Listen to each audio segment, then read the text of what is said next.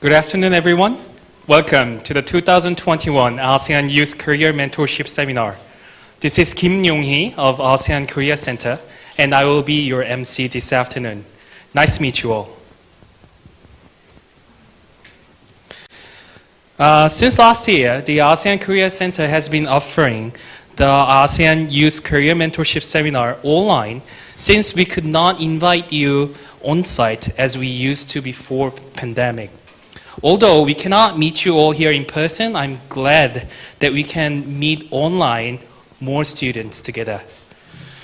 Now, to officially begin our program this afternoon, I'm very happy to invite our Secretary General, His Excellency Kim Hae-yong, who is here with us today to share some words.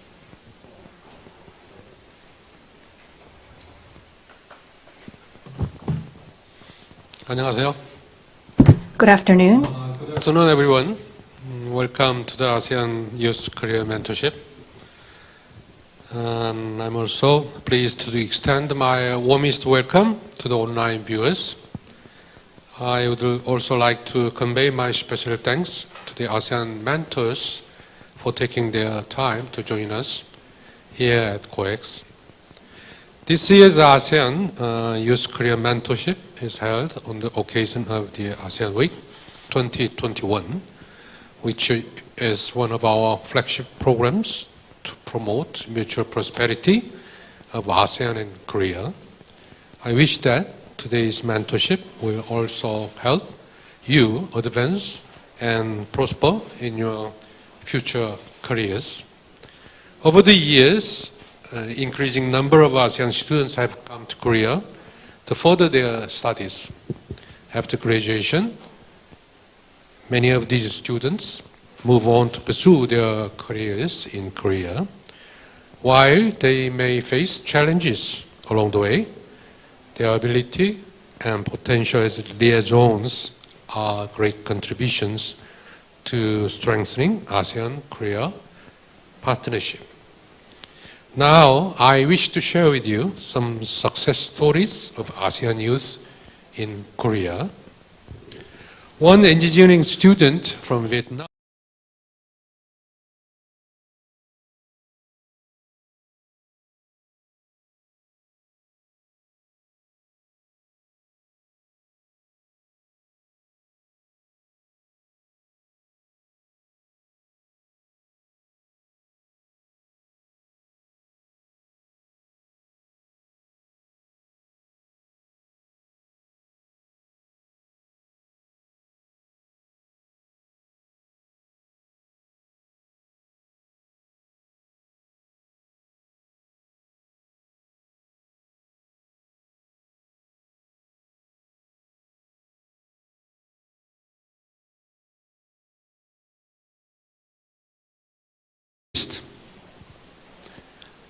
well-known story about a young artist from Thailand.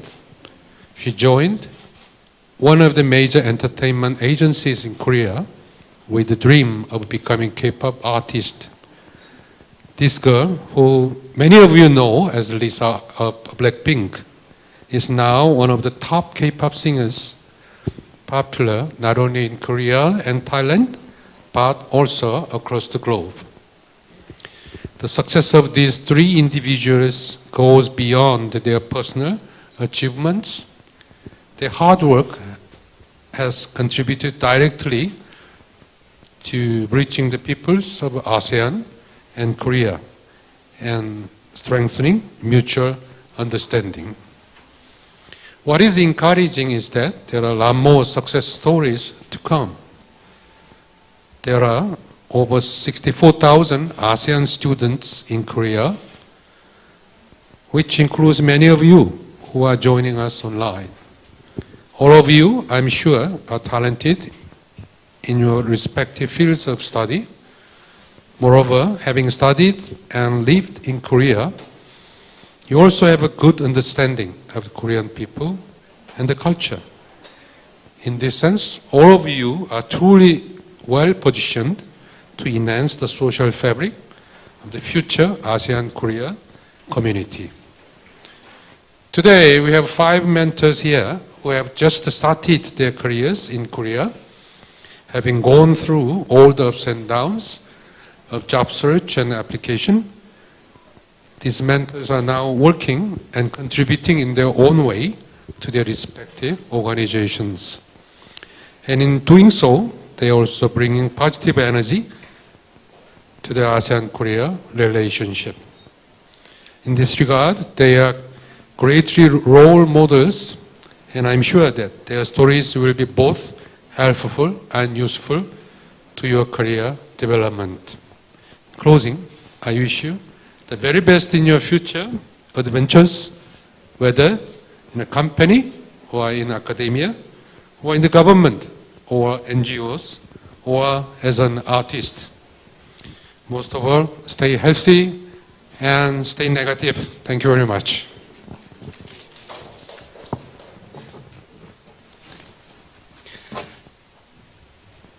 Thank you, Secretary General, for your encouraging words. As Secretary just mentioned, I hope today's program will be helpful to all our ASEAN viewers as you prepare for your future career in Korea. Before we go on, I would like to share that today's seminar is held as part of Korea, ASEAN, and India Business Week 2021, ASEAN Week 2021, held in COEX from October 5th to 6th, and is organized by the ASEAN-Korea Center. For those of you who are not familiar with the center and our programs, we are an intergovernmental organization between 10 ASEAN member states and Korea mandated to promote economic and socio-cultural cooperation. So why don't we take this time to have a quick look at the center's introduction video.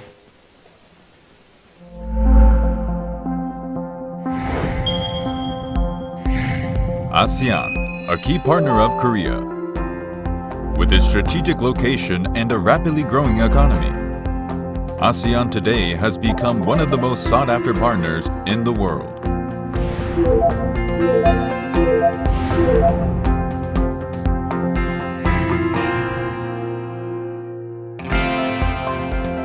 The ASEAN-Korea Center was established back in 2009 with a vision to build a lasting and genuine partnership between ASEAN and Korea.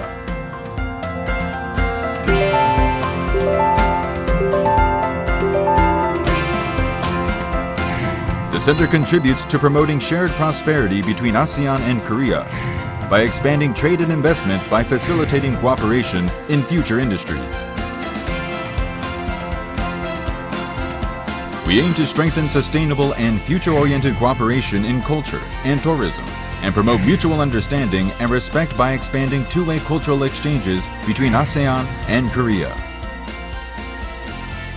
The center is also laying the foundations for the establishment of the future community of ASEAN and Korea by raising public awareness on the importance of ASEAN-Korea partnership and facilitating exchanges among the youth and professionals of the two regions.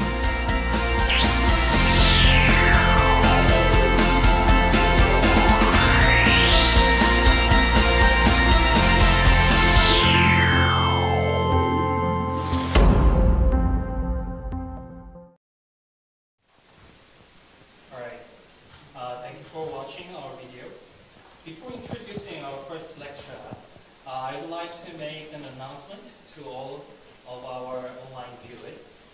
During the program, you may post your questions on live chat. The presented and ASEAN mentors will try to answer as many questions as possible, so please take full advantage of the YouTube live chat.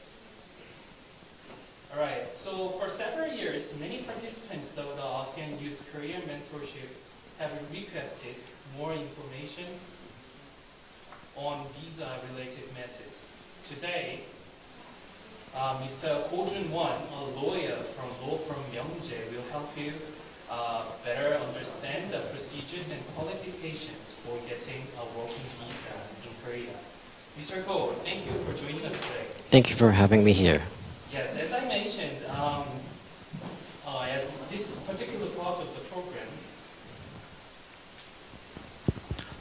particular part of the program, the session on visa matters has been the most popular part of our program for many years because it relates to the legal issues and it is very important for students and it is also very complicated to understand.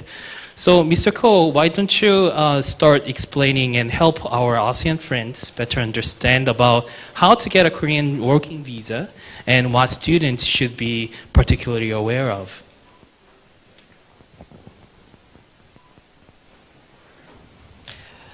2021 아세안 청년 커리어 멘터십 프로그램에 오신 여러분을 환영합니다.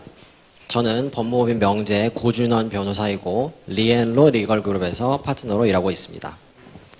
Now, how many of you fluently understand what I just said in Korean?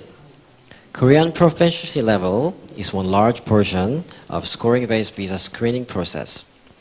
And some of you may not recognize the importance of it.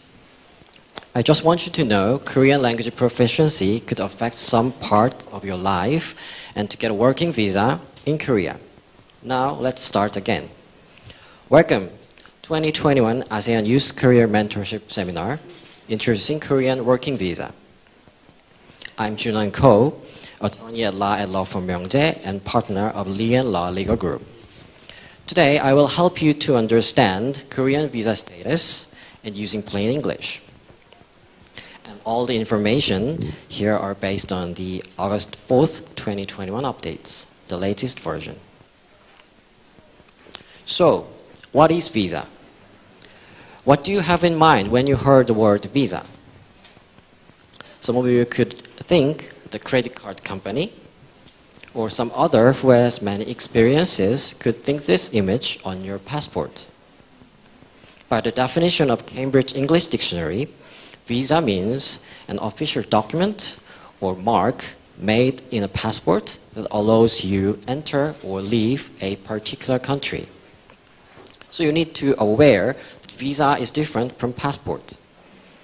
The passport, which looks like a book with a stamp on it, but the visa is on the passport. You cannot stay, work, or entering into some country without visa. You need to have a proper visa related to your purpose of visit. But many people, especially students who has no or less experience on actual working field, easily neglect the importance of visa. Now, as job seeker in Korea, you need to understand at least basic concepts, Korean visa regulations. Or at least you need to know at least what kinds of visas exist, and among them what kind of choices that you could make. Until now, many of you stays as student, it could be excused if there were some mistakes on your visa status. That's some kind of privilege that as a student could have. However, outside of school could have stricter than you could imagine. In worst case, you could deport from Korea. Normally, the company that hires you would handle your visa status, but in this case, you also need to understand the process of visa. And if your employer does not support your visa status, then it is essential part how you can get a working visa from Korea. Here you can see the types of visa they could use as a working purpose. Korean immigration categorizes largely 8 different types of categories for working purpose. Among them, we can easily choose for 21 visas as working permit in Korea. There are, as you can see on the chart, from C4 to H2. Of course, apart from these visas, there could be other visas that you could use as a working permit, but that is an exception. I will basically introduce a fundamental concept of Korean visas, not all the detailed informations. So now, from this point, I want to recommend you pick up a pencil and note what you think is important. As old saying, easy come, easy goes.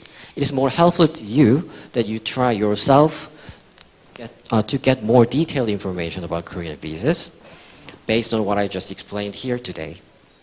And furthermore, it is almost impossible to explain every detail of Korean visas in this short time. As far as I heard, many of you are currently studying in Korea. Then you must have D2 visa. D2 visa is usually for someone who wants to study as a foreign student. And D10 visa is for those who intend to engage in training or job searching activities in order to get a job, such as previous chart shows. D10 visa can give 6 months of period as maximum per stay, but it could be extended as 2 years. So you need to consider the duration of visa and job searching timetable, you get D10 visa. D10 visa has 2 subcategories. One is for the general job seeker, and the other is for someone who wants to start a technical startup. And they are both using score-based visa screening system.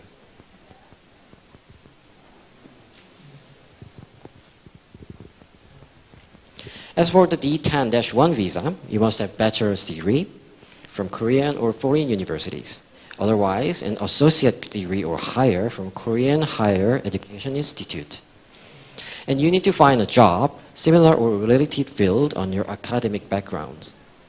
Since this visa applies scoring points-based system, you need to match those standards.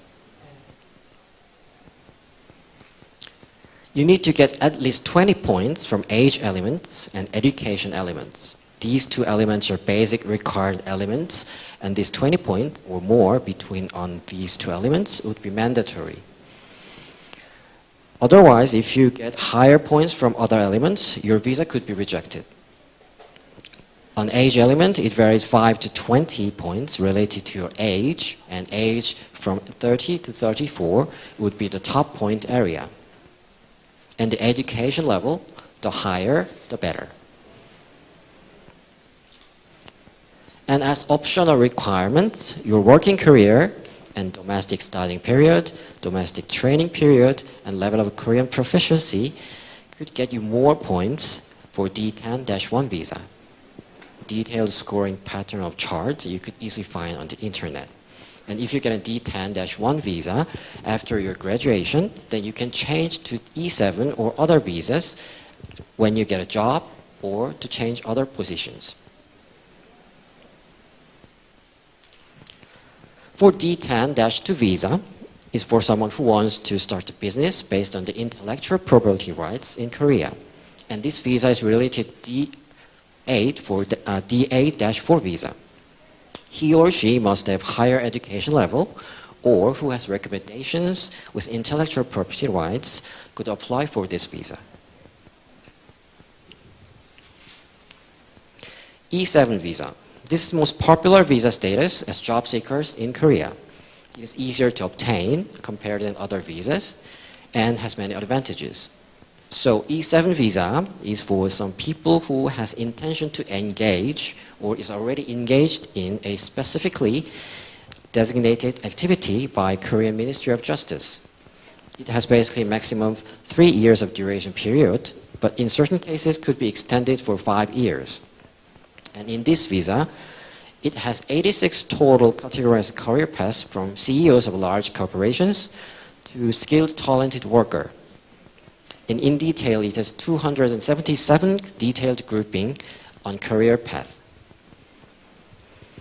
But for example, in this visa, each different occupation has different visa code, and it has different requirements on every detailed occupation. Also, each code considered differently on application form. So you need to be very careful when you choose which code to use on your applications. To get an E7 visa, you should be at least one condition on prerequisite part. You could have master's degree or more on the field that you are looking for a job, or bachelor's degree with more than 1 year of experience on related field. And finally, if you already have more than 5 years of experiences on the similar field that you're looking for a job, then you could get an E7 visa.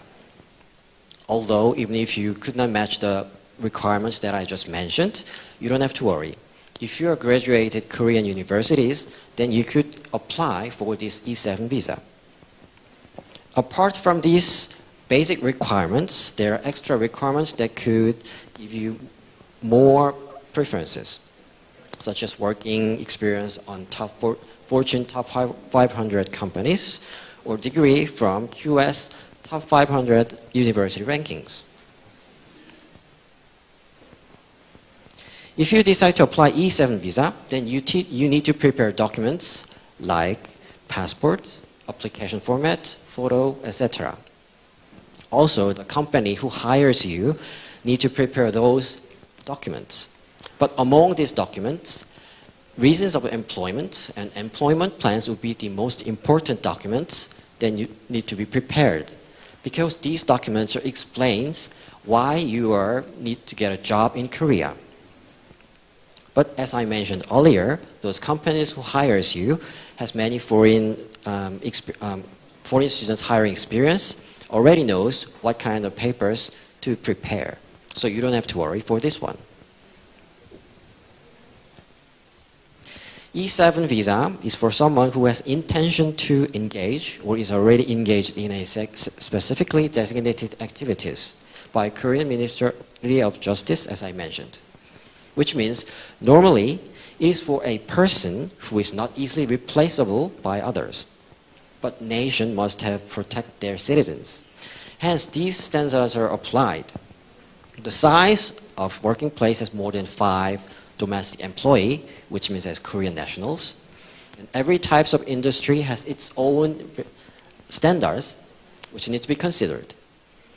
Foreign nationals cannot exceed 20% of domestic employee. Also, the level of wage has to be more than 80% of previous year's GNI per Korean national. Part of E7 visa, there is a E7-4 visas. This is for root industry, agriculture, manufacturing and construction industries, skilled workforce. Out of 203 points, you need to get at least 10 points from annual income, and total points must exceed 52 points. Or, if you get more than 35 points from expected future value, you need to exceed 72 points on total. Optional requirements are like duration of long service in the same country, total holding assets, training experiences, etc. The relationships between visas, as I said earlier, the best way for visa status would be changing from D2 to E7, which means you get a job before you finish your school and directly start the job in Korea after your graduation. Otherwise, you need to change visa from D2 as foreign student to D10 as job-seeking visa. Theoretically, it is possible to freely change between visas. But as they are saying, the devil is in detail. In certain cases, it is not possible to change among visas. So before you decide to change a positions or working area or studying status, you need to consult with professionals first with all the information that you have right now. If you choose to change your visa, here are basic requirements that you need to prepare.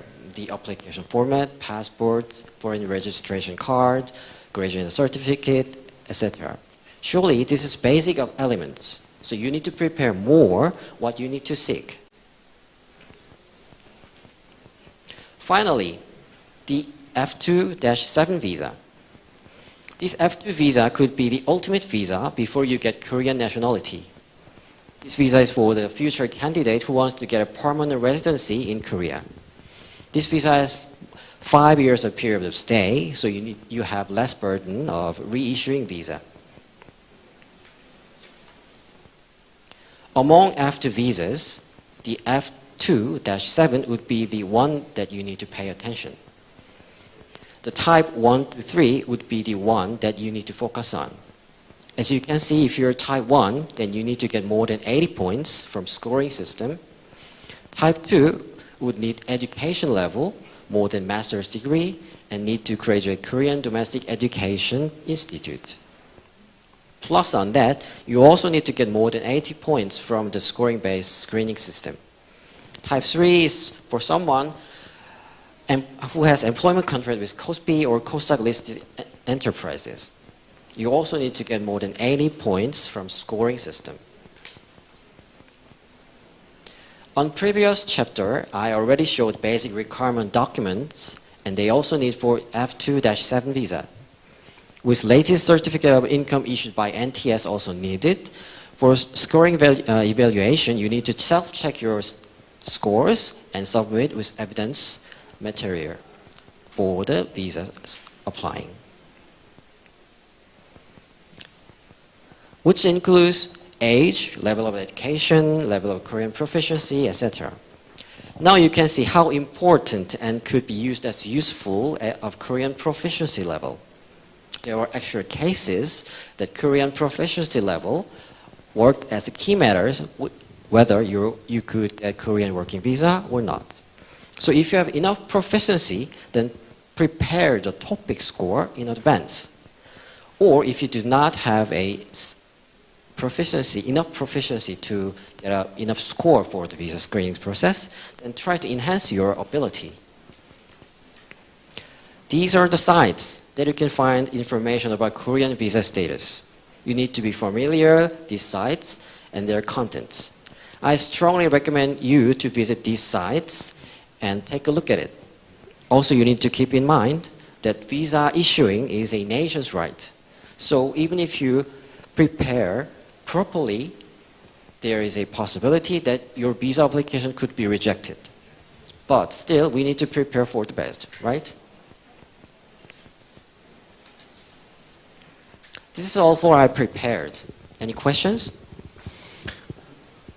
All right. Thank you, Mr. Go, for the information. Actually, we have some of the questions from the audience.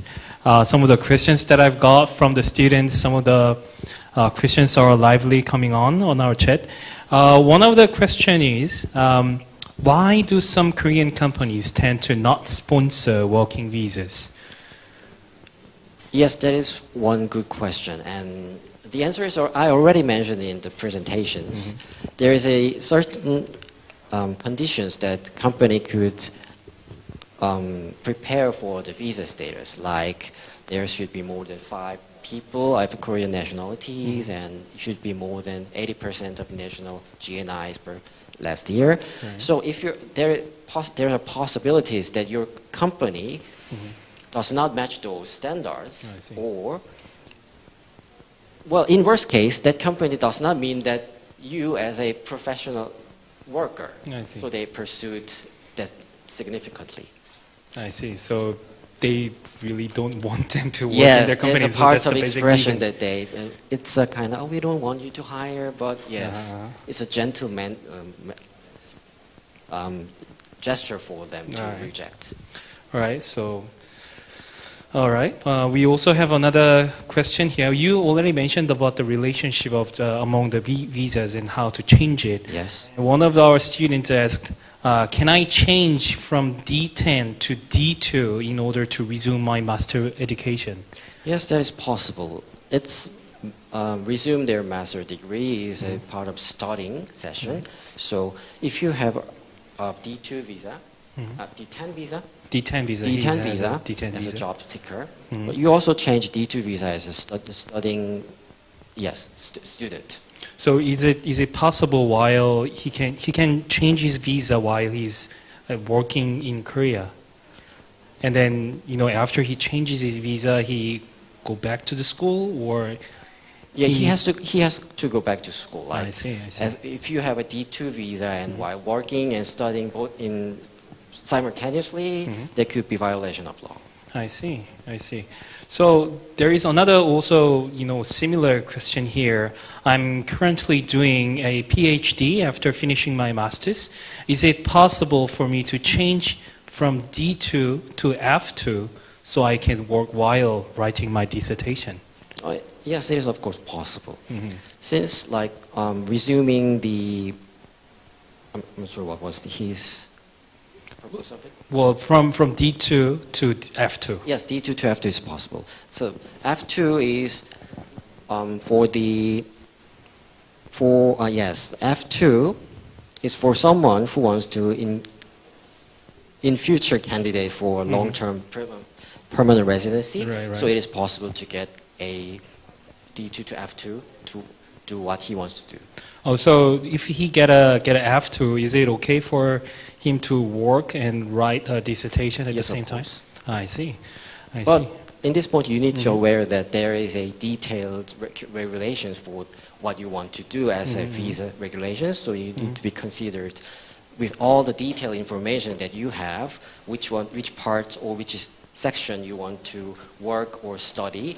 So you need to consult before you change your status with professionals. So listening to your answers, it is really important for students to go over their individual status and try to find more detailed information about their status and their applying visas, right? Yes, because it is different regulations, or whether you have a which nationality you have, or which part of study you are currently studying, and which kind of company you want to work. That's all the information we need to take considerations while applying your visa. So you need to be considered with all the informations and all the ideas that you want to have. So yes, that kinds of informations are needed to be which visas are good for you. I see. All right. We also have this another question. What is the maximum number of internships a D10 visa holder can do? Is there any limit on the duration of the internships as well? Yes, the D10 visa has a 6 months duration limit per entering, but it could be extended as like 2 years, as I mentioned. So per visit, it's 6 months. Your internship per session would be 6 months duration, but it could be extended. So you mean the one, actually, let's say I apply for this A internship. So I contracted for 6 months. Yes. Then I can come in with a D10 visa. Yes. And then I extended in A, of course it is possible. But what if I get another internship, like at the company B? It could Is be it- possible, yes. it is- It's it is possible, possible. but you need to be careful because there is a limitations of changing companies between when you have D10 visa. Oh, I see. So it is very, very important points that you understand the duration of visa and the extension times that you already have. Ah, I see, I see. So there is 2 year of limitation of the duration of internship, right? Maximum. Maximum. Yes. So You have to renew your visa after 6 months of duration. I see. So technically, you can have 4 different internships with 6 months of duration each, right? Technically, yes, technically. But If as it is I said, possible. yes, in good case. In good case, I Yes. see. Please keep that in mind, someone who just asked that question. But I do not recommend that 4 different companies, the 6 months duration of internship, it could be like one rejection matter for your visa applying process. Because when you have a 6 months of internships, then normally we think that, oh, you're gonna as a work here at A company when you have where you have a 6 months of internship. But if you change other company B and after that C and after that D, then the government could think that, oh, these students are not hoping for working as a worker in Korea, just want to have a variety of internships, so they could be rejection of your applications. Right, right.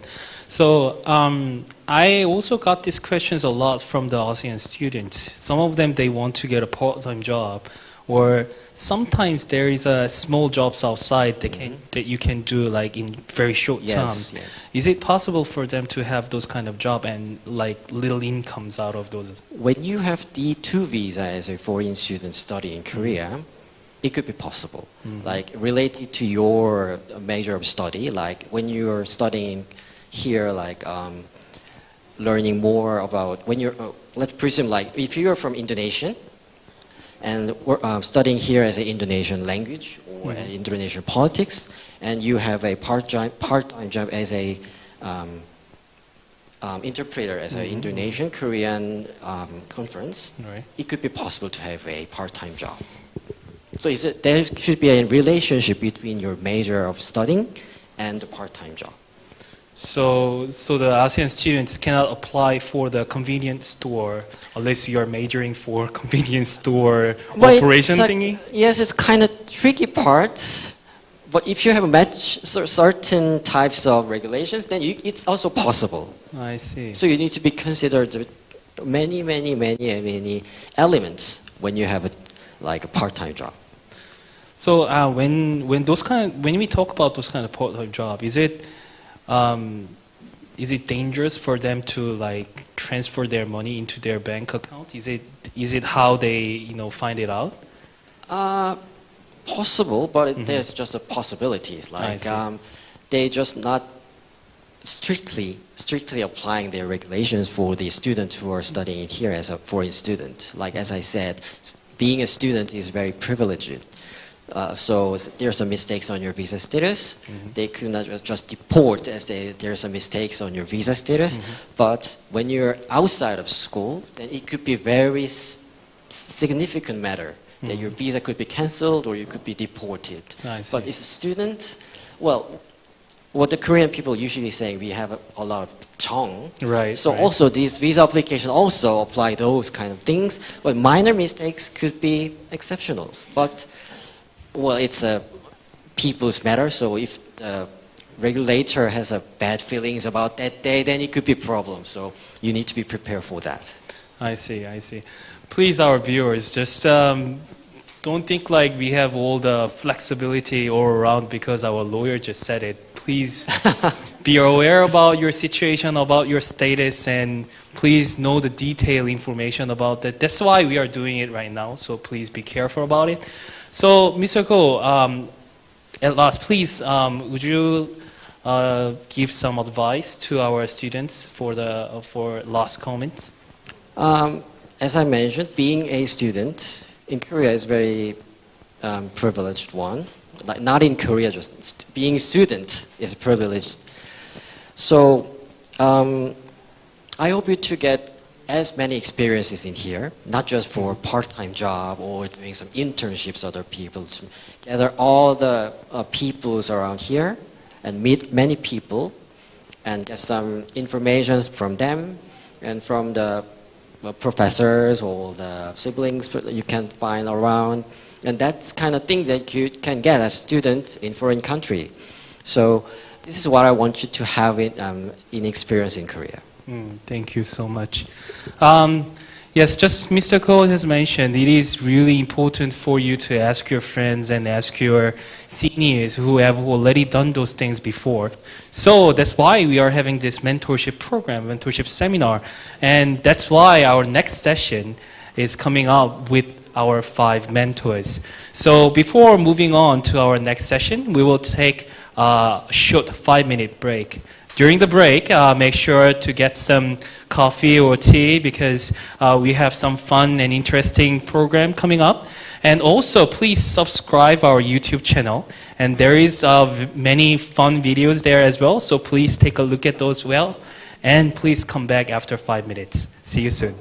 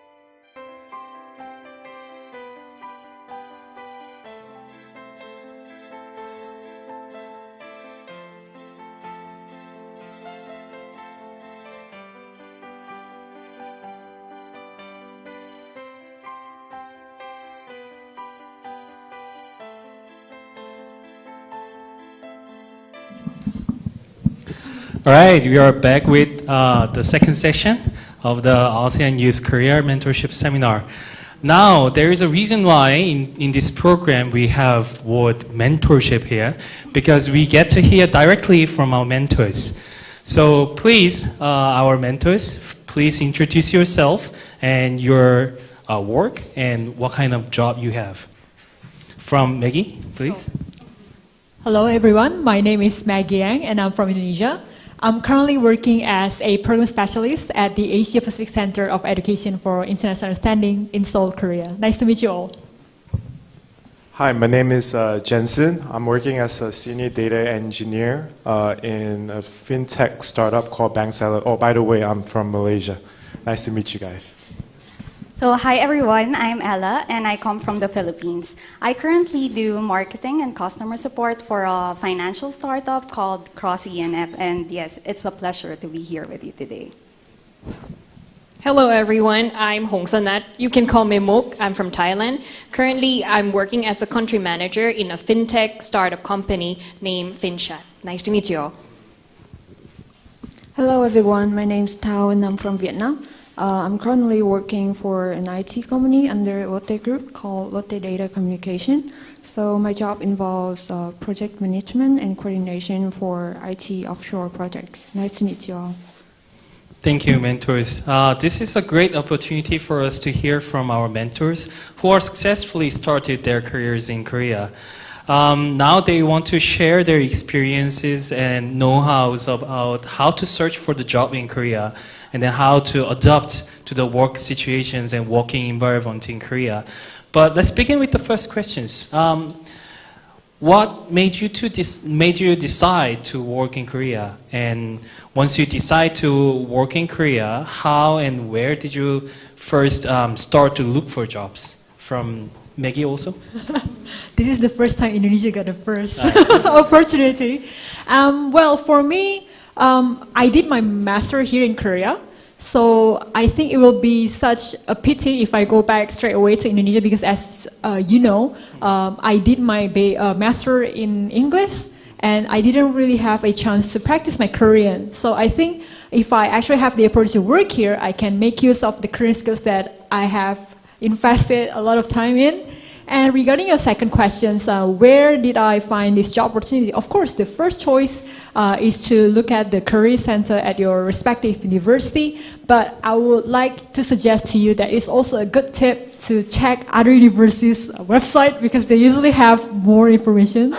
And another thing that is good, I would suggest Higher Diversity. That is like a job opportunity website, and it is provided in English. Yeah. And Jensen? All right. For me, I major in engineering in Yonsei University. So Korea is well known with their advanced technology. That's why I decided to stay in Korea a little bit more longer to just pursue and just learning and how Koreans, do their things so fast, especially in tech companies. And also, right now with the pandemic, IT industry, it's actually booming, and so the compensation is really competitive as well. And so that's why I decided to start my career in Korea and still stay in Korea. Where do I first look for jobs? I actually started same with Maggie. I started looking at a lot of university websites, but then I started to ask my friends, people that actually graduated before me, and I just keep a good relationship with them and ask a lot of their advices, and that's how I look for my job when I was a student. I see. Ella? I do marketing, and this field is very demanding, competitive when it comes to, strategy, innovation, creativity. South Korea being a developed country with a really, really fast-paced society, I believe it's the best place to start a job in, because I felt that it would keep me moving forward to doing more, performing well, to the point that I could grow my skills in order to grow my career. So it was in the second to the last semester of my master's degree that I suddenly had this thought, hey, maybe I want to stay here some a longer period of time. So how would I do that, right? Well, there was no other choice but through employment. So job seeking, for me as a foreigner, is especially difficult and very tricky. In fact, that I had limited network at that time, and I barely had access to, job searching resources, given that not all information are available in English. So what's the best way to start with your situation? That is through what you have, what is accessible to you, what's available to you, and that is social media. Update your LinkedIn account, connect with your LinkedIn profile, join Facebook groups, organizations, especially for foreigners, workers, job seekers, students, everything, and even better if you join communities that are made specifically for people coming from the same country as you, because that way you can have regular updates on job postings that are country specific, and you can also have valuable insights and information about the work life in Korea. Right. Like when I was getting a job, I never, thought of go through SNS channels, but now it's all about LinkedIn, and those kind of career-related SNS channels are very booming. It is great to know that now we have more channels and more information is coming in. How about you, Mook? Yeah, so for the first questions of like what made me decide in working in Korea, like what other might already have been said, like after I graduated from Korean university, I think it's a good opportunity for me to experience in like working environment in Korea, like so that you could use like your knowledge of what you have learned and experience like how the Korean market and or Korean business is running. Also, the thing that like I would like to experience is like the relationship from Korean companies with my country's company. Yeah, and that is challenging for me to using 3 languages in work environment, in which I see that's a great opportunities to work in Korea. Plus, where did I get to know how to seek for a job in Korea? From my personal experience, I would say like the community, the foreign student community is the first thing you need to consider. Apart from what Ella has said, like the SNS might be a good way. And also the job seeking website is pretty useful. But from my experience, say like most of the Korean company don't know how to reach to us foreigner or like foreign student as well. So my advice is to connect it to your community, like, and try to attend the campaign, the project that is running. For example, like our ASEAN-Korea Center always have many events you can enjoy, and you can make friends and you can make your connections there. So I think it's a good chance for you to get a job from there. Thank you. Right. Actually, I remember a lot of Korean companies are like, they don't really, sometimes, they don't post official, job opening, job vacancy, but they ask, do you know any, Thai students studying here in Korea who is good at Korean, good at English and everything? They do those kind of things sometimes, right? That's what you mean about community, right? So yeah, that is also a great channel for them to start look for. And what about you, Tao? Yeah, the reason I decided to stay here after my graduation to work is mostly because I think the experience of working overseas, and especially in Korea, is going to be helpful for my career in the future, because when you consider that many Korean companies have been trying to advance to ASEAN countries, they have like the physical presence there. So once I go back to my country looking for a job, if I have some working experience in Korea, it's going to be a competitive advantage for me. And also, I also know that some Vietnamese companies, especially, have been trying to look for business opportunities with Korean clients. They actually have their offices here and even in Vietnam. They want to do business with Korean clients. So I feel like if I have some experience of working with Korean clients, knowing how the Korean companies work, I think it's going to be of great merit for me when I look for a job in my country. And for the job seeking process, what I suggest is really to start early. So I think the best thing is like you try to get an internship from your fourth semester, so that once you graduate, you don't have to go through the whole panic of what do I do now. Like you can start the internship early, and I know that a lot of big corporations here, they have like internship programs where at the end you can get converted into a full-time employee. So I think it's a great way to start. And I also recommend the local communities online, because for smaller companies, they don't really have the resources to do all the HR stuff of like getting a lot of applications and do all the screening. So what they do is that they will ask the employee that's leaving to recommend someone. So yeah, the best way to actually get access to that kind of route is to get onto the Facebook groups or like online communities. All right.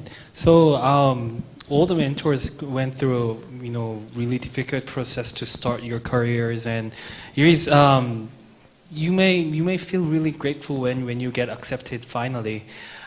Yes, the starting point is always difficult. It is really hard for us to know what's out there and what we have to do, what we have to prepare, and even where to start look at. So for now, we have prepared some information about what's going on in Korean job market and trends and recent demands.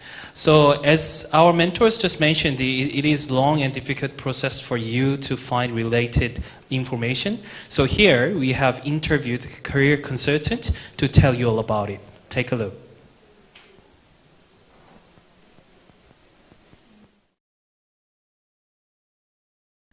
안녕하십니까. 대한민국 1위 취업 컨설팅 얼티밋 커리어 그룹의 대표직을 맡고 있는 주영태라고 합니다. 근본 한 아세안 센터 커리어 멘토십에 참여하게 되어 정말 영광스럽게 생각하고 있습니다. 저는 해외 기술 영업에 재직했던 경력이 있었고, 코트라 무역관 중국 법인에서 해외 마케팅 경력이 있었습니다. 이 중 컨설턴트로서 제가 가장 좋아하는 이력은 대한민국 서류 합격 총합계 278개로 이 붐에 매우 큰 자부심을 가지고 있습니다. 최근 집계된 2020년 5월 통계 기준으로 말씀을 드리자면 외국인 취업자 84.8만 명으로 전년 대비 1.5만 명 감소한 상태입니다. 아무래도 최근 감소의 원인은 모두 아시다시피 코로나19로 인한 여파라고 할 수 있겠습니다. 그중 아세안 청년은 근로자와 유학생을 기준으로 총 24만 명이 국내에 체류하고 있고요. 약 28%를 차지한다고 볼 수 있습니다. 집계에 의하면 외국인의 한국 취업 선호 이유 1순위는 바로 높은 수준의 급여였습니다. 설문에 의하면 70%의 응답자가 이렇게 대답을 했는데, 이러한 목적으로 이전까지 입국한 취업 전용 자격 외국인 취업자의 경우 제조업, 건설업 등 비교적 저숙련 직종에 집중되어 온 것이 사실입니다. 하지만 수년간 유학생의 증가와 그리고 고학력 글로벌 인재들의 유입으로 무역 및 유통, 푸드서비스, 서비스업, 그리고 숙박업 등의 중간 관리 직군으로 다각화되어 왔습니다. 특히 유학생 사이에서는 인기 있는 직종은 해외 영업, 그리고 해외 마케팅, 설계 엔지니어, IT 개발자, 그리고 디자이너 직군이 대표적이라 할 수 있겠습니다. 결론부터 말씀을 드리자면 있습니다. 이것은 한국 기업의 대아세안 투자 규모를 보면 직접적으로 알 수 있습니다. 현지 생산 법인 및 판매 법인 설립의 신고 건수와 같은 해외 직접 투자 형태의 증가는 곧 현지 직원 채용 증가를 견인하기 때문에 이 지표를 유심히 살펴볼 필요가 있습니다. 보조지표로는 수출입 증감을 보시면 더욱 정밀해집니다. 특히 취업에 도전하는 우리로서는 산업 형태에 따른 신고 건수를 보아야 유의미한 취업 전략을 세울 수 있습니다. 그래서 제가 여러분을 위해서 아세안 각국이 어떤 산업이 대표적으로 교류가 증가했는지 2018년부터 2020년까지 3년을 기준으로 보여드리도록 하겠습니다. 이렇듯 2016년에 비해 2020년 기준으로 한국의 아세안향 투자 금액은 91억 5,200만 달러로 2배 가까이 뛰었고 제조업, 금융 및 보험업, 무역 유통업, 그리고 부동산업 순으로 지속적으로 증가해 왔습니다.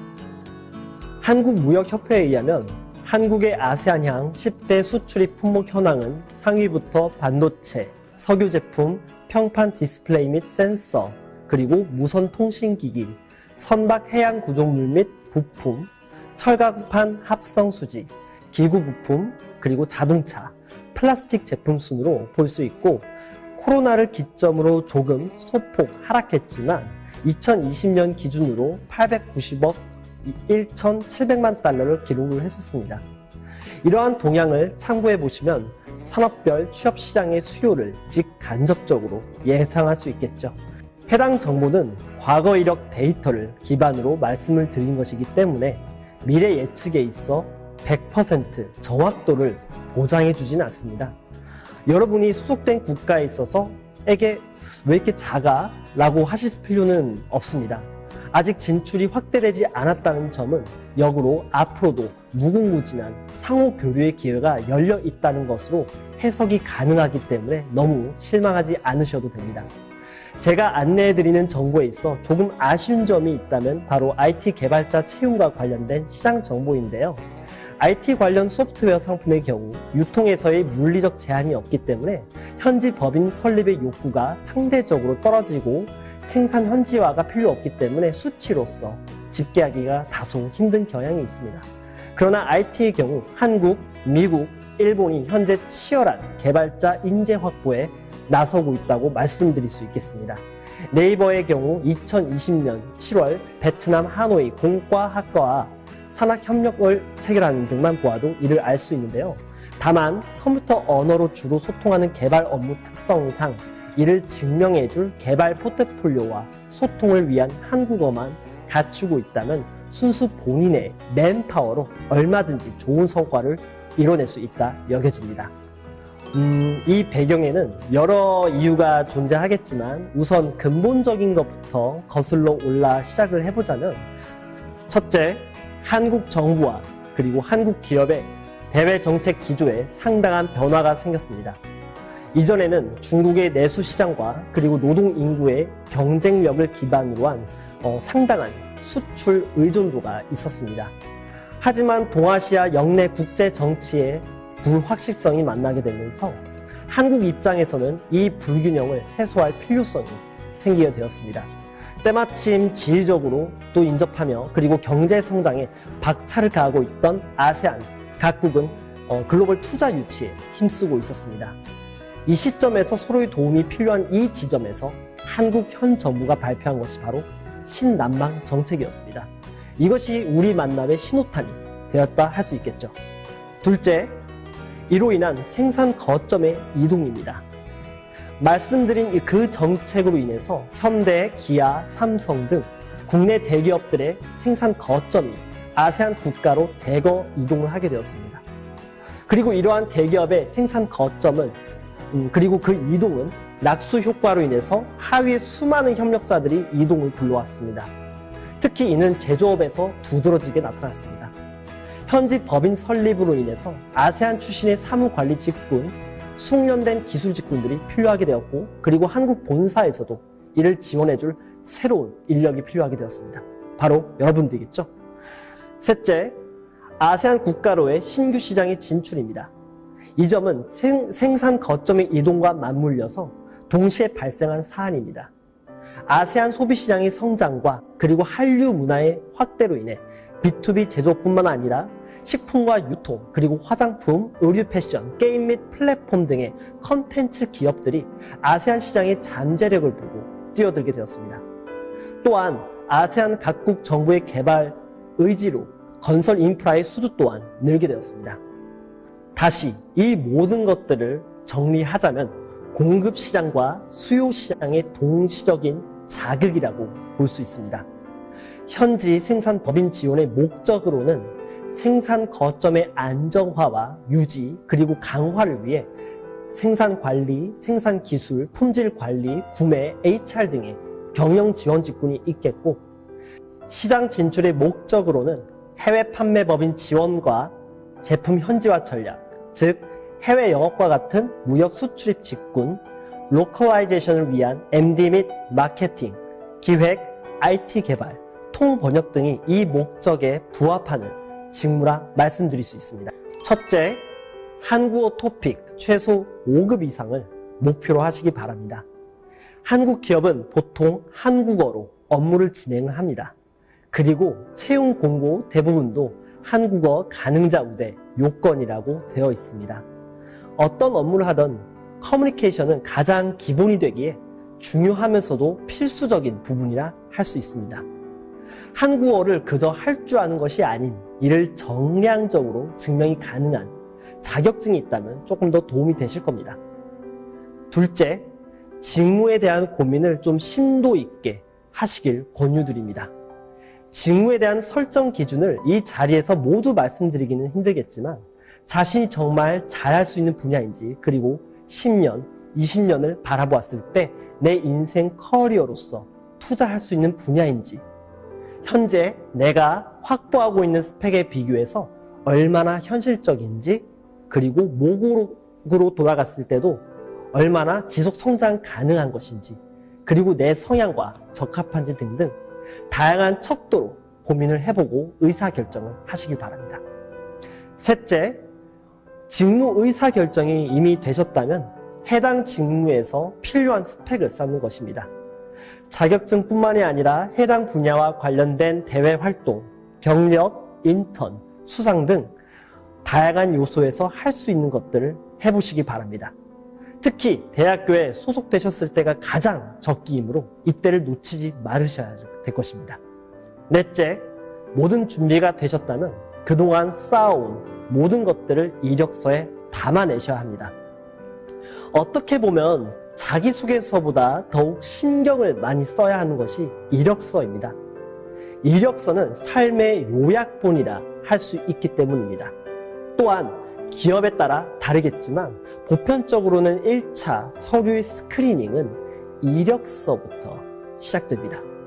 참고로 한국의 3대 채용 플랫폼이라 불리는 잡코리아, 사라빈, 그리고 인쿠트의 경우는 꼭 가입하시고 이력서 등록도 하셔서 오픈을 하시길 바랍니다. 다섯 번째, 이제 자기소개서입니다. 이력서가 삶의 요약본이라면 자기소개서는 자신의 삶과 가치 철학, 그리고 직무 및 회사에 대한 열정과 동기, 포부를 담은 상세 기술이라 할 수 있습니다. 영문 자기소개서도 별첨으로 하지만 대부분의 기업들이 국문 자기소개서를 요구하는 경우가 많습니다. 이 부분은 정량적인 면보다는 정성적인 측면에서 우위를 확보할 수 있는 부분이기에 추후 학교 취업센터나 한국인 친구의 도움을 받는 등 보유하고 있는 인적 네트워크를 총동원하신다면 많은 도움이 되실 겁니다. 여섯 번째, 면접입니다. 면접은 보통 직무 역량 면접과 그리고 인성 면접으로 나뉘고 있습니다. 최근 AI 면접을 포함해서 언택트, 비대면 면접으로 이루어지고 있는데 최소한 이 정장은 준비하셔서 기본적인 격식은 갖추는 것이 좋습니다. 면접은 한국어 면접으로 진행을 하지만 간혹 영어로 대답하라는 질문이 나올 수 있기 때문에 이 점은 유념하셔야 합니다. 1분 자기소개, 성격 장단점, 회사 지원 노기, 직무 지원 노기, 왜 모국을 떠나서 한국에서 취업을 하려고 하는지, 그리고 도전 경험과 협업했던 경험, 핵심 역량, 입사 후 포부 정보를 준비하신다면 대응하는데 어려움이 없을 것입니다. 하지만 이러한 것들도 중요하지만 한국 취업에서는 정보가 곧 경쟁력입니다. 말씀드린 잡코리아, 사람인, 인쿠트를 제외하고 그 밖에도 한국산업인력공단이 운영하고 있는 EPS 외국인 고용 지원, 기업에 대한 사업 정보를 볼 수 있는 금융감독원, 전자공시 시스템, 다트라고 하죠. 그리고 기업 평가 및 취업 후기를 볼 수 있는 플랫폼, 잡플래닛, 그리고 이러한 것들을 이용하신다면 많은 도움이 되실 겁니다. 자, 여기까지가 바로 일반적으로 외국인 유학생으로서 한국 기업 입사 시 필요한 요건이었고요. 아세안 청년으로서 말씀을 드리자면 언급한 이외에도 영어 자격증을 반드시 준비하시길 당부드립니다. 여러분의 출신 국가를 판매 또는 생산 거점의 목적으로 처음에는 서로가 필요에 의한 전략적 채용이 될 수 있겠지만 글로벌 시대에 발맞춰 여러분들이 다른 글로벌 무대에서도 활약할 수 있음을 보여줄 수 있어야 합니다. 나 자신은 아세안 지역을 타겟으로 하는 것뿐만 아니라 아세안을 넘어 미국, 유럽, 타 국가를 대상으로도 나의 역량을 발휘할 수 있고 또한 여러 국가 인재들과도 조직적으로 협업할 수 있음을 증명할 수 있어야겠죠. 한국은 전통적인 수출 주도형 국가이기 때문에 이 점은 강점으로 부각될 것입니다.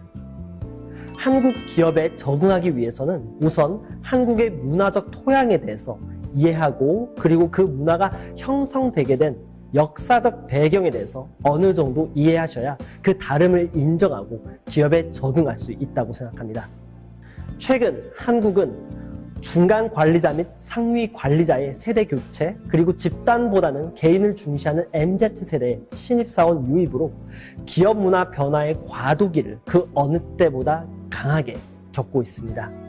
물론 세부적으로 보자면 산업마다 다르고 그리고 기업마다 다르고 또한 그 내부의 소속 부서마다 조금은 다를 수 있겠지만 최근 리서치 및 사내 이슈를 종합적으로 분석해 보았을 때 전체적인 조직 문화의 변화 흐름은 다양성의 존중으로 방향이 바뀌고 있다 말씀드릴 수 있겠습니다. 그래서 여러분은 나는 한국인과는 다르지만 그 배경에 대해서 이해는 하고 있다 라는 관점으로 보신다면 조금 더 유연한 마인드로 기업 문화 적응에 도움이 되실 것이라 생각합니다. 자기가 지금까지 정말 익숙해왔던 음식 그리고 문화, 사람을 떠나 외국에서 근무를 결심하는 것이 결코 쉽지 않은 결정이었을 것이라 생각합니다. 그래서 한국이라는 이 작지만 강한 나라를 찾아준 여러분의 용기에 먼저 경의를 표하고 싶습니다. 여러분, 취업이 어렵고 힘들다는 것은 어제 오늘의 일이 아닙니다. 하지만 분명 아세안과 한국 사이에서는 긴밀한 경제 협력이 전방위적으로 발생하고 있습니다.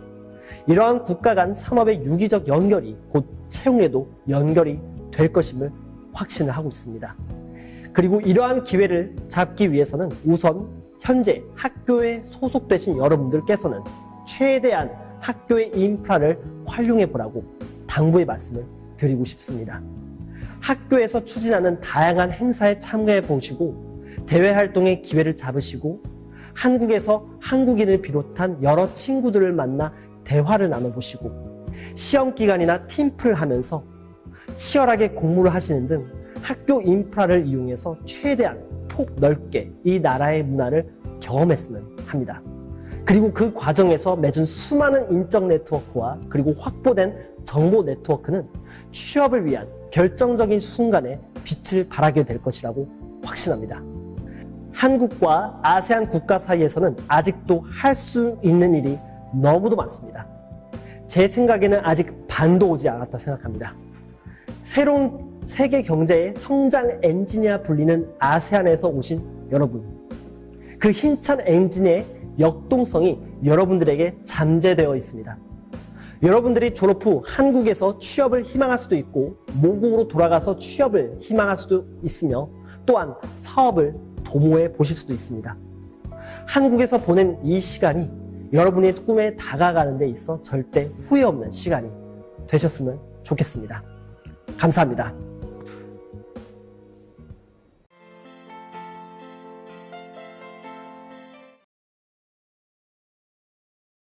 안녕하십니까.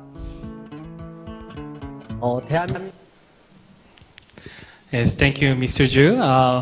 Even though he's not here with us today due to the pandemic situation, thank you for him again for being with us through the film and video. Once again, for our viewers, please take a note that you can leave your comments on our live chat. You can ask any questions to the mentors. For some of you who already commented for the lawyers, Sorry about that. We already passed that part now. So we are with the mentors right now. Please leave your comments and questions about the mentors. So back to our mentors. Let's now talk about a little bit with the details of job application processes. The CVs, resumes, cover letter, certificates, documents of proof of your internship and etc. All those detailed documents are there, right? So my question is, how did you prepare for these documents, and what are some of the tips to make them stand out? And also, now the process of interview as well. How did you prepare for the interview? What were some of the most difficult questions you faced? And what do you think you did well during the interview that landed you the job? For this question, let's start from Tao. Okay, I wasn't ready for that. Okay. So for the CV, the one suggestion, the one advice I have is that you really should keep writing it. Like you should keep perfecting your CV. You should keep writing your self-introduction over and over, and you try to find resources around you to review it for you. Because the process of writing your cover letter, your CV, is not only it doesn't only help you like perfect your CV, but it also helps you. It's like a process of self-discovery. So at the end of it, you kind of know who you are, what makes you stand out. Because like for people who only start out as fresh graduates and they probably don't have much experience, they don't know who they are, like why would these people pick me out of so many candidates? If you keep writing, like at the end of the day, you will kind of know what makes me stand out, what I am better at than other people. And another thing is that keep writing your cover letter, CV, also is going to help you when you do the interview, if you ever get the call, because mostly they will also ask you questions based on what you wrote in your cover letter. So kind of knowing your cover letter well will help you in the interview. And so for the interview, I think there are 2 points that you have to make clear to the interviewer when you're at the interview. The first one is that you have to let them know that you can communicate with them, because communication is really important. It's like one of the main barriers that kind of stop employers from getting a foreign employee. So even though your Korean may not be good, you should still try to convey your message. You should show them that you can talk to them. And yeah, like mentioned earlier in the video, even if the interview may be conducted in Korean, you still should get ready to introduce yourself briefly or in English, because I got that question so many times. Yeah, and the second point is that you should show that you have some vision for that company in your home country's market. So you should really study what business they do and what kind of plans they have in your country, because that's another question that I got every time in all my interviews. So they would ask, what kind of products, what kind of service do you think that we should sell in your country? So I think that's also what I did well in my job interview for this current job that I got, because they asked me like, what kind of service should we do in your country? And it's an IT company, and I don't have an IT background, but fortunately I took like a course in college about like IT for development, and I also studied their website a lot. So I really took time telling them everything that I know about IT, and yeah, I think it's what got me the job. Yeah. I see. Actually, the word that gotten in my head is, you said about self-discovery. I think the writing a CV, before you write a CV for the first time, you never know about yourself. And then actually, even though you graduated and then even though you studied well, but knowing about yourself and the strength you have and weakness you have is a little bit different story. So Actually, it is very true. And writing a CV, that process is very important for us to know about ourselves and, knowing about how to market ourselves in the job market, I guess. So how about Mook? How did you prepare your CVs and interview? Oh, I would like to start from the university. In order for you to have the internship information in your resume or your CV, first you need to seek for the internship earlier at the earlier stage. Like in college time, you might try to find the internship which are prepared for foreigner, which we have a lot of opportunities here in Korea. And apart from that, like Tawa said, you write it down in CV so that you could reflect yourself of the self-discovery of what you're good at so that you can be prepared during the interview. I'm good at this, I'm good at that. But the thing I want to mention is try to study beforehand. I mean you need to study the patterns of the CV and the resume of how they do in Korean system. Because if you didn't pay attention to the details, you might be dropped, or you might got a minus during the application process. That I want to mention. And for the interview, I'll say the difficult questions I got with Tawa's mentioned is about my own country. The Korean company will always ask, how to localize in your country? In this, I mean, you need to show your expertise in your local market. In that sense, you need to study the company you are applying enough and try to get some ideas of how you're gonna localize, prepare those kind of questions beforehand might be a plus for the interview. Yes, that's it. Right. Well, from what she said, you have to be a specialist of your country, I guess. Yes. Because many of us, we don't actually know about our own country well, don't we?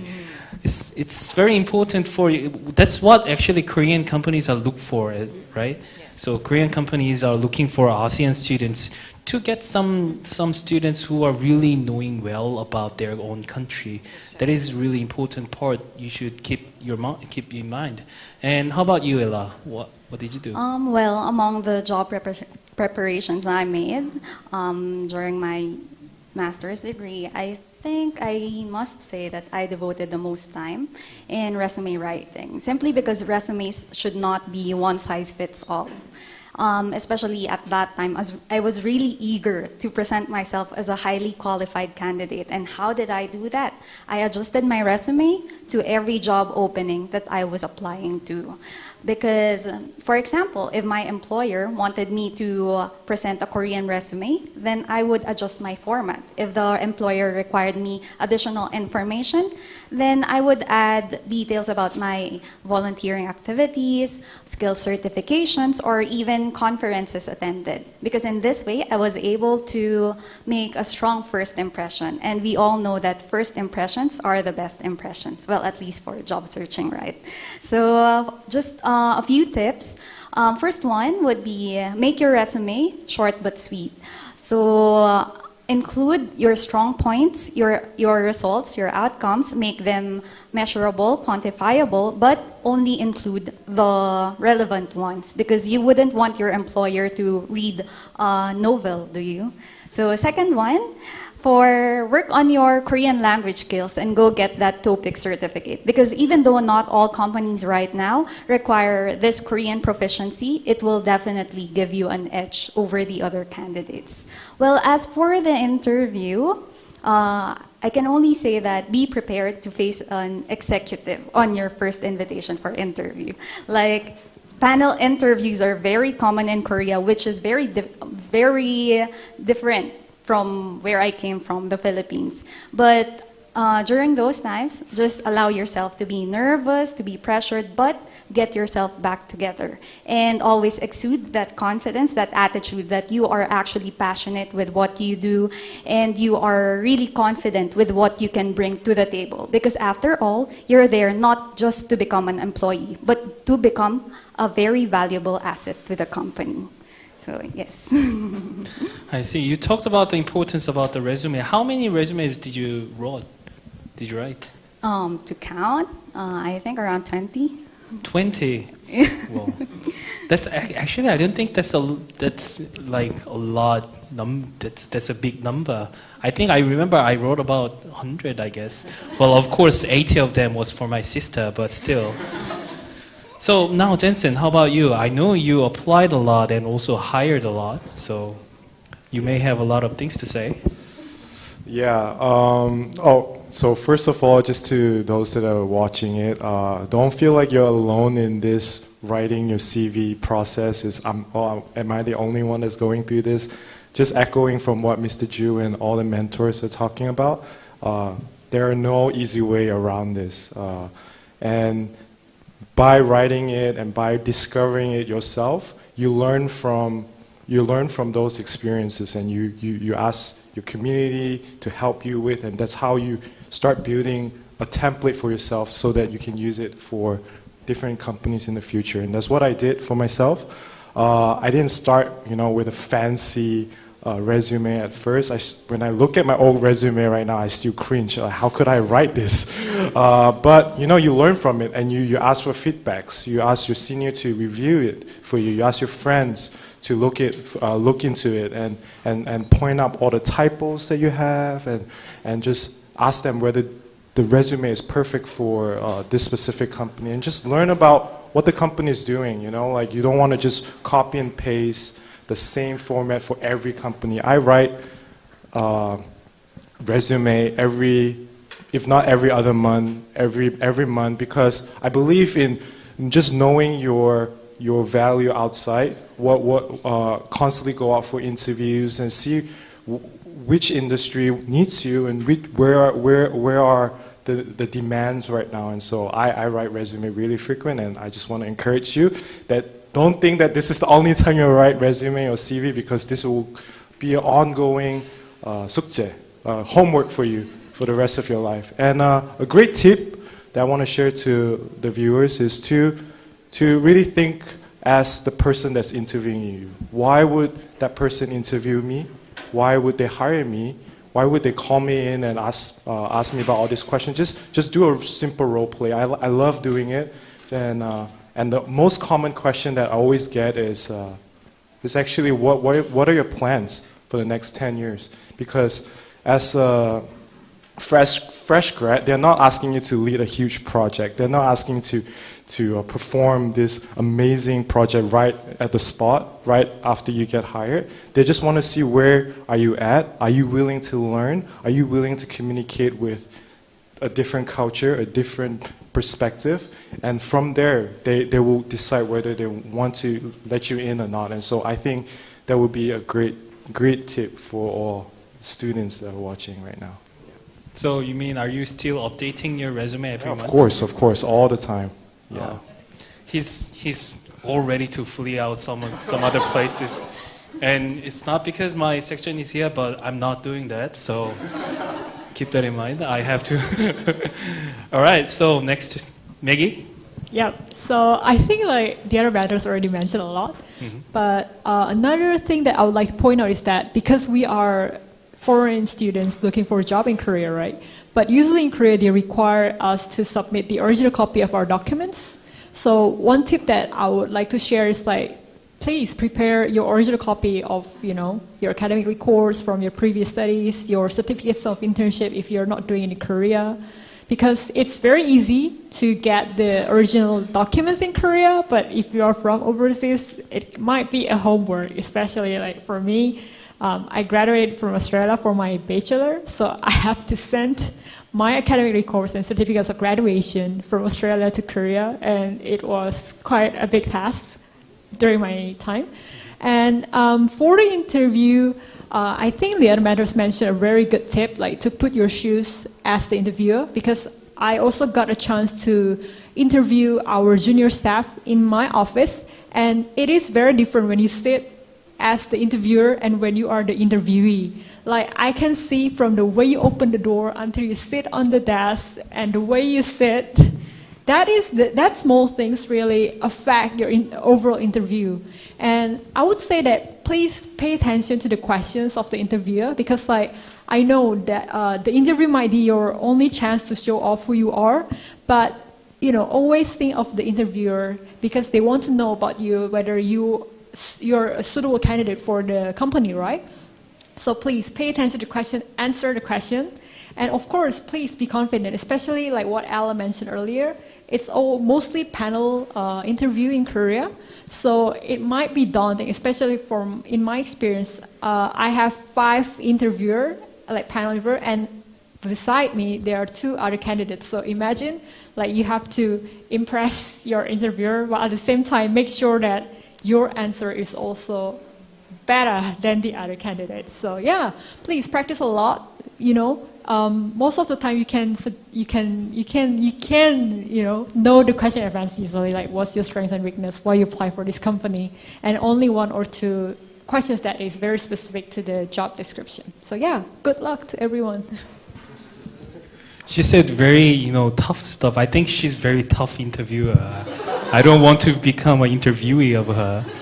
But yes, it is really great information that you guys just shared. And then one of the things Jensen mentioned before, it is important for you to think like interviewer, think like your employer, and think about what they want.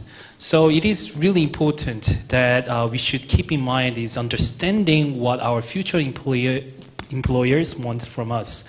So now to learn more about the companies want from our ASEAN applicants, we interviewed HR manager from one of the big companies in Korea. Let's hear from Mr. Jung Do-kyung from LX Pantox. 안녕하세요. 저는 현재 얼마 전 LG그룹사에서 분리된 LX 판토스에서 근무 중인 정득영이라고 합니다. 현재 회사는 근무한 지 약 2년 정도 되었으며 이전에는 CJ 제일제당이라는 식품회사에서 약 8년을 근무하였습니다. 약 10년간 한국 대기업에서 인사 업무를 하고 있습니다. 이번 인터뷰를 통해 한국 기업에 조금이나마 근무를 희망하는 분들에게 도움이 되고자 합니다. 한국 기업에서 채용 시 고려하는 가장 중요한 요소는 한국인, 아세안인 상관없이 적용될 것 같습니다. 가장 중요한 요소는 3가지 정도가 있습니다. 첫 번째, 입사하고자 하는 회사에 대한 관심도와 입사 의지입니다. 내가 이 회사를 입사하기 위해 어떤 노력을 했으며 입사하게 된다면 어떻게 어떤 직원이 되겠다는 것을 구체적인 사례를 들어 말씀하시는 것이 좋습니다. 추가로 회사의 미션, 비전, 경영 철학 등은 기본적으로 숙지해야 합니다. 두 번째, 본인이 지원한 직무에 대한 본인의 장점을 어필하는 것이 중요합니다. 직무 관련 자격증이 있다면 가장 좋겠지만 자격증이 없더라도 직무에 맞는 본인의 장점을 어필하는 것이 중요합니다. 예를 들어 영업 직무에 지원했다면 커뮤니케이션, 친화력 등을 이야기해 주시면 도움이 됩니다. 마지막으로 면접은 자기 자신을 짧은 시간 안에 종합적으로 보여줘야 합니다. 따라서 면접 답변할 때 2가지식으로 답변하는 것이 좋으며 말투, 억양 등은 긴장하지 않고 자연스럽게 이야기하는 것이 좋습니다. 대기업 입장에서 한국인이 아닌 아세안 출신의 외국인을 채용하려는 이유는 현지 국가 진출 시 시행착오를 줄이기 위함이라 생각됩니다. 이를 위해 지원하는 회사의 현지 진출 시 장단점 등을 솔직하게 이야기해 주는 것이 회사에 대한 관심도와 본인의 전문성을 어필할 수 있을 것이라 생각합니다. 제가 근무했던 CJ 제일당의 사례를 이야기해 보도록 하겠습니다. 베트남에서 한류 붐이 일면서 한식, 특히 김치에 대한 인기가 많았습니다. CJ 제일제당이 베트남 지원자나 혹은 아세안 다른 국가 출신의 지원자를 채용하려는 이유는 진출 전략에 대한 현지인만의 시각을 가미해 주기를 원하기 때문일 것입니다. 따라서 베트남의 김치 판매를 확대하기 위하여 베트남인 입맛에 맞는 고수김치 출시, 유통 경로 확대 전략 등 본인이 직접 고민해보고 이야기할 수 있는 것을 할 수 있다면 면접관들에게 좋은 인상을 남길 수 있을 것입니다. 아세안 지역으로 한국 대기업, 중소기업들이 활발하게 진출하고 있으며 한국은 정책적으로도 미국, 중국 등의 무역 의존도를 낮추기 위해 노력하고 있습니다. 따라서 아세안 학생들에게 한국뿐만 아니라 현지에서도 그만큼 많은 기회가 있다고 생각합니다. 본인만의 강점을 잘 쌓으셔서 준비하신다면 분명 좋은 기회가 주어질 것입니다. 제가 추천하는 아세안 직원의 커리어 패스는 다음과 같습니다. 먼저 한국 기업 헤드쿼터에서 경험을 쌓는 것이 좋습니다. 현지 한국 기업의 지사에서 근무하는 것보다 한국 내 본사의 의사결정 구조, 특성, 근무 환경 등을 충분히 이해하시는 것이 무엇보다 중요한 요소라 생각합니다. 추후 이러한 경험이 현지 법인에서 본사와의 원활한 커뮤니케이션에 큰 도움이 될 수 있을 것이라 생각합니다.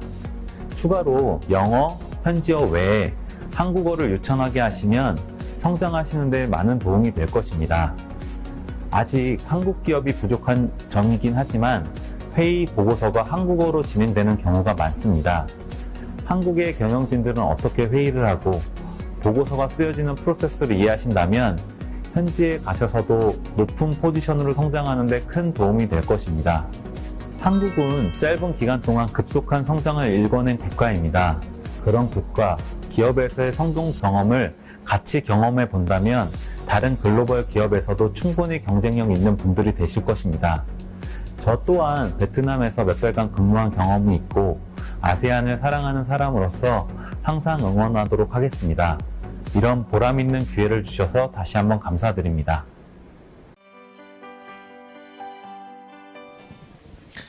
Thank you, Mr. Jung. I hope all of you enjoyed the video interview. I think the information was very helpful, even though it was a short video.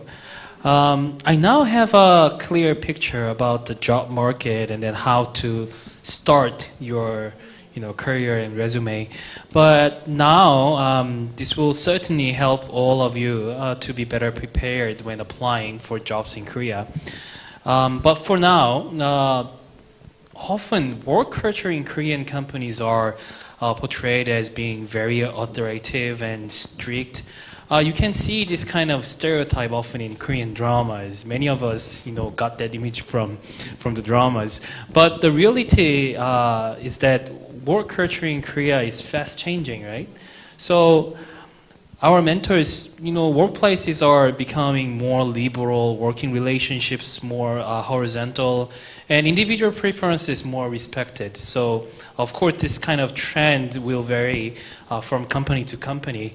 You will see smaller startups working in family-like environment, where big companies will be much more institutionalized and systemized.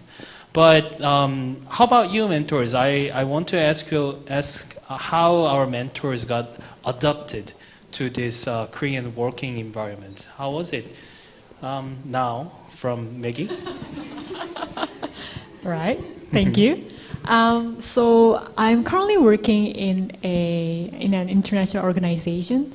It's a cooperation between the Korean government and UNESCO. So I would say my institution is kind of like a hybrid institution. It's not totally like Korean company because we have the international elements, but of course we have the electronic system, the Korean 전자결제 system. So unfortunately, I have to deal with all of the Korean documents when I have to implement my projects. But in terms of the working culture, I would say because we are a very small institution, like less than 40 people, I would say. So it's really easy to reach my superior, even my director. For example, if we want any comments or inputs regarding the projects, how we want to do it, who we want to invite, what kind of objective that we want, it's very easy to just knock my director's door and hey director, do you have time? And do you mind to review my concept notes? What do you think about it? Whom should we invite? So I'm really encouraged every time he openly accepts us and share his opinion with us. And of course, no 회식 in my company. So no company dinner, which is very good. So yeah, I think it's really out of my expectation when I first entered my company, because I would expect okay, whatever happened, this is still a Korean company.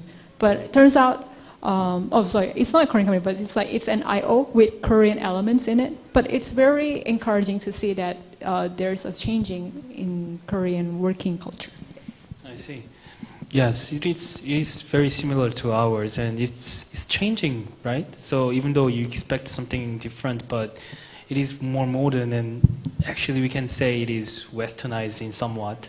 But yeah, it is totally different from what I expected. How about you, Jensen? You work for fintech company, which seems like a startup. How about yours? I don't know whether you guys watched a show on Netflix called Startup, but it's basically just like that. Very vibrant, really young. But I did observe the change that happened this past 5-6 years. When I first started working in a startup, it's more authoritative. It's more. It feels like you're stuck in there as a junior or a fresh grad. But nowadays, startups are more open, less hierarchy in the company. If you are a fresh grad, you are free to show your ideas and share your opinions and comments because they're all legitimate, if they're all legitimate. And so a lot of the company I'm currently working at, a lot of people that are at the high level, that from Airbnb, Google, Facebook, they all work from San Francisco, and they came back to Korea to help the tech industry, to help the startup. And so if you enjoy those environments, startups are a really great place to really learn the culture, and it's actually really fun. I love going to work. 회식 is fun too. Yeah, that's for me. And also what I realized working in so many startups is, yes, you can use English. They do encourage you to use English. But then when I realized when I use English and I try to present in English and write documents in English, it's really hard to reach out to them, reach out to the audience or my customers within the company. So I challenged myself. I talked to my manager, challenged myself, and started writing in Korean. I started doing my presentations in Korean, and I find that it's actually more effective. It actually reach out to more people, and people will start asking me just questions from my presentation, rather than when I do it in English, they just leave the meeting room right away. And so that's one thing that I really want to encourage all our viewers, just improve your Korean, just keep studying it, and it will be really helpful at your workplaces. Yeah, you just speaking about the startup drama that you just mentioned, your working culture very similar to the drama as well. But I haven't watched the drama fully. But some of the clips that I see, it seems like very competitive. How about yours? Is that also similar to the drama? Yeah. It's of course it's competitive. But yeah, if you are a junior or a fresh grad, I don't think it's that competitive because they know what they are hiring for. But if you reach a certain level of engineering, for me as a software engineer, you need to know a certain level of algorithms and coding to able to run the codes and tech in the company. And so that's pretty much similar to the drama. Yeah, I would say. I see. How about you, Ella? You also work for somewhat startup, right? Yes, that's right. So as mentioned earlier, I work in a startup, and the environment is completely different from traditional Korean company culture that is often portrayed in television. So our environment is more young, vibrant, multicultural, and non-hierarchical, in a sense that the concept of CEO or boss is almost foreign to us, whereas in our company, all of us are names, like Ella name, Mook name, Tao name. Yeah, and as much as I work with Koreans, I also work with a lot of foreigners coming from Thailand, Vietnam, Indonesia, Nepal, and it's very diverse that I can say we are doing cultural exchange almost every single day. So, however, even though we are given a lot of opportunities to get close with each other, I find it particularly difficult to build close relationships with Koreans. Probably it's because of the language barrier or some other reasons, but yeah, it just feels there's some kind of exclusivity among them. And I'm sure that our company feels that too, which explains our activities, such as one-on-one meetings with CEOs, self-introductions, like there would be a chosen employee to present about himself, about his country, his culture to the rest of the company every once in a month. And we also have brainstorming group meetings, and then idea competitions, just anything and everything under the sun that will get everyone to know each one in the company and be bonded even more. I see, I see. How about you, Moo? You also work at the startup, right? Yes, I think I'll say the working environment for my company will be pretty similar with Ella. Like, since we are a startup company, so it's pretty freedom. I mean, like, you feel free to express your opinions, and it's pretty much a foreigner friendly in the sense that you don't need to be scared whether how your language is not perfect or not. Like, what I want to mention is don't scare about the language barrier. It's always there. We are not native speaker, but at least the goal of communication need to be there, need to reach. As long as you can convey or portray the essence of the communication, and you can get the work done and have the essence of it, I think it's pretty enough for the business to run. And also the hierarchical.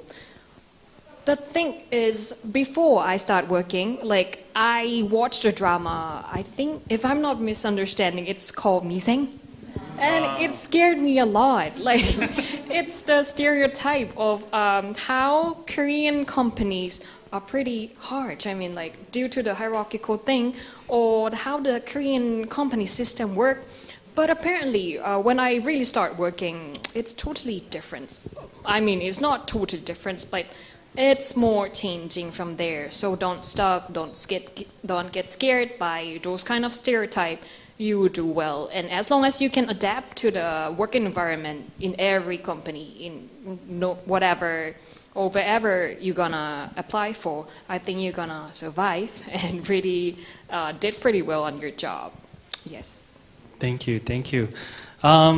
Yeah, I see these three of them, you know, talking about their startups. I can see Tao's face is a bit gloomy, but yeah, I want to. You are in somewhat different environment. How about you, Tao? Yeah, so my company is totally different type than you guys' companies. So I'm from a company under Lotte Group, and so it's a big corporation, and it's also known to be pretty conservative and traditional among even big corporations. So I must say that, yeah, it's really systemized and institutionalized. So the work alone, like, if you want to have something done, you would have to, like, get the approval of so many different departments. So a very important part of it is really to try to communicate, to contact, like, different departments, like, to really be willing to talk to different people. And you really should get rid of that fear that, oh, I'm a foreigner. What if they are not friendly? What if they are not willing to help? Because you are here to work, so, and they're also here to work. So it's really that kind of wall really doesn't exist. Like, you should break it yourself if you build it yourself in the first place. And about the hierarchy, it's sad to say, but I have to say that it's kind of similar to the hierarchy that you saw in Miseng. But people don't yell at you here, at least. Yeah, but like I mean, it's not that harsh, but you have to be aware of how you act to people of higher ranks, people of higher positions. But I think but for people like around my age, around my generation, like even people who entered the company before me, they are really friendly. Like, they don't call me by title, but they call me by name, and then they add name, and they're really helpful. But like, at first they seemed pretty private, like shy. So I couldn't really easily approach them, but then I realized that, like, they didn't really have much experience in dealing with foreigners themselves. So I just made that initiative to really talked to them and asked them to help, and they were really helpful. So I feel like the key points of like how to really blend in the environment is really that you shouldn't alienate yourself first. Like you should really get rid of that fear that you're a foreigner, that you don't belong here, and you should really just observe and ask around. Because like once I get closer to like my colleagues and I asked them, they also told me that when they first entered the company, they didn't know anything, and they were also scared of everyone. Like they didn't know how to act. So I feel like it's not a foreigner exclusive thing. It's just once you start at a new work or school, any new environment, you really should observe and adjust. Yeah. Right, right. You're very right about that is not foreigners exclusive thing.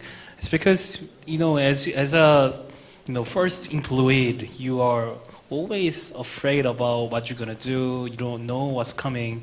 You don't know the environment. You don't know the people. It's the fear of beginner. So it's not particularly you as an ASEAN student here. So please do not afraid about that. Please, and well prepared. And then if you are eager, she, I guess, is it right? Vietnamese. I think it's Vietnamese name. Yes, she doesn't know because she is too adjusted to Korean company now. So she or he was asking, as an experience of working scholarship students in school, does that help? Does that help when you get a job? Have you guys have any experience on that, or have you guys witnessed those kind of examples? Like becoming the professor's assistant? Is that what is meant? Somewhat like that, like 조교 or librarian or those kind of working scholarship students. Does that help actually? Have you seen any examples? I would say like any experience will be useful. It depends on how you pojang or wrap it up, right? So as what mentioned by all of the mentors earlier, like read your job description carefully, and like if you think that the experience will be helpful to support you as a better candidate, like go for it. But of course, not everything needs to be included. Having too much can make you sick as well. So always in Korean, like 적당하게. Right. Yeah. So I think it also depends on what kind of job you want to apply for. So if it's something that has something to do with, I don't know, administrative stuff or like just doing research, then maybe it might be helpful. But I think what you should do is really you should choose, you should know what kind of job you want to apply for first. And because your time at university is limited, but the opportunities are plentiful. So if doing this job takes all of your time, you don't have time to do anything else that might be helpful for your CV, then I think you can reconsider it, because the opportunity cost of it. So it's my advice. I see. The same person also asked this question: what kind of certificates do you guys have? He was asking, is certificate as an interpreter or ITG? I believe that's the certificate for the information technology. Those kind of certificate help you to get a job here in Korea? I think you can answer, Jensen. All right. I have TOEIC and TOPIK, and I don't know what ITG is, but I have developer-related certificate to prove that I do know how to code, and I do know how, because they're all different languages, and so they just want to make sure that you actually did a proper course on it and you understand the language before you join the next company. So I think it will be a great help, but it's not a game changer. That is just the basic. Okay, this person, he knows all this, but then the game changer would be what is on the resume. I want to relate to the first question again. I think every opportunity you have to work with a team, you should just go for it, because at work, you don't work by yourself. You always work with a team. You always work with different people, and so When you go and interview, yes, you show your strengths and benefits, but at the end you have to work with a team, and so share those experiences through your resume or CV, and it will definitely be a great benefit, in my opinion. I see. So that certificate that you have as a developer, is that Korean one or international one? I guess I got it from Korea, but it's an international recognized. I see. So yes, everything that you can do as a student in your time of studying, you should do it. Just do it, and then you do whatever you can do, you have to do, and then that will help you in the future somewhat. And then, as what Maggie just said before, it's all about how you wrap it, how you talk about it, how you present it, and then how you know well about it. And in the future, those kind of experience gonna come back to you and help you a lot. Also, we have a little more time to have one another question. It's also included in my former question before. What was the most difficult question that you got from your interview? Have you thought about it? Well, this wasn't a question, but I did an interview. I did 3 interviews for an internship at Shinsegae. And so the first round included a group interview. And it was like really difficult. Like we had to come up with like a marketing strategy for their next line of like winter clothes and stuff. It was really difficult. And we were like a group of like 10 people. And we had to like discuss among ourselves in front of like the interviewers. So I was a foreigner. There was another foreigner. I was a foreigner, but the rest of them were Korean. So I was kind of not confident at first, but then no one was talking. So I had to like really take the lead, and then I started talking, I started discussing. And at the end, when the interviewers commented, I was the only candidates that they made a comment about, and they're like, we are really impressed with how you like being a foreigner, but you really like actively like participated in the discussion. So I guess it was a challenge to me, but because other people failed to really prove themselves in that challenge, it helped me in the end. So I feel like even though you're a foreigner, it really is no barrier if you are willing to really prove yourself to like the interviewer. Yeah. What about others? Any difficult question or funny questions? There you go. I have one. Okay. I just remember about it. But I don't know how helpful it will be for our viewers because it's a manager related question. I think the question goes like this: if you have two people in your team, one is joined recently but is earning more, but one has been with the company for more than 5 years but earning less, how will you manage these 2 people? And like, what if both of them know about their salary? How would you resolve the conflict? And so that was probably one of the most challenging questions that I face so far. I see. Yeah. Those kind of situative questions are coming up, right? So it is how did you get one before? Well, not that kind of question, of course, because I was applying for an entry-level position. But one question that I still remember until now is that it's related about how would you react if you have a different opinion with your supervisor as a staff? So at that time, like I answered that, of course, I would have to express my opinion to my supervisor because, I don't want to be a yes woman at work. But at the same time, I need to respect my supervisor, right? At the end, like he or she is my supervisor, and we are working in the same team. So whatever happened, it will, the good thing or the bad thing will reflect to the whole team, right? So I answered that I will plan a plan B for him or her, just in case his opinion doesn't work. Like at least I prepare something behind so we can save the situation, something like that. So my point is that when you answer, it doesn't have to be black or white. Well, like from that questions, like the interviewer want to see like how would you deal with the situation peacefully, right? Like, of course, you have to show that you are also a person with opinion, with a standing, with a view. But at the same time, how would you deal with other people in this difficult situation? So hopefully this will help you in your next interview.